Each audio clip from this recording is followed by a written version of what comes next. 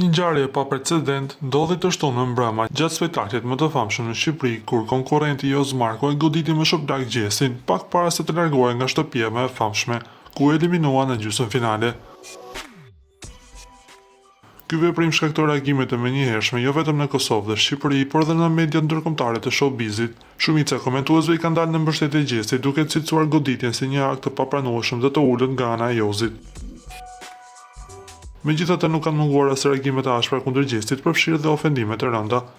Deri tani Jozi nuk ishte shfaqur në publik, nuk dihet se pse, por ndoshta edhe nga frika. Kjo pasi që mori goxha kërcënime nga fancat e Gjesit.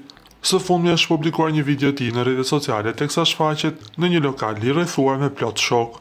Nuk dihet saktë nëse video është bërë tani apo është një video i vjetër, por vlen të theksohet se Jozi që nga rrethuar me plot shok dhe miq. Pas incidentit dhe deklaratës së dhënë në komisariat, Jozi ka marrë një vendim që nuk e kaluar pa u vënë re nga ndjekësit. Ai fshiu çdo postim në Instagram ku shfaqej me Gjesin, duke treguar se tensionet mes tyre janë ende të pranishme, edhe jashtë shtëpisë së famshme. Gjithashtu ai e ka hequr Gjesin edhe nga lista e ndjekësve të tij. Jozi duket se nuk ka ndërmend të lërë pas situatën dhe ka zgjedhur ta shkëputësh çdo lidhje me Gjesin, edhe në rrjetet e tij sociale.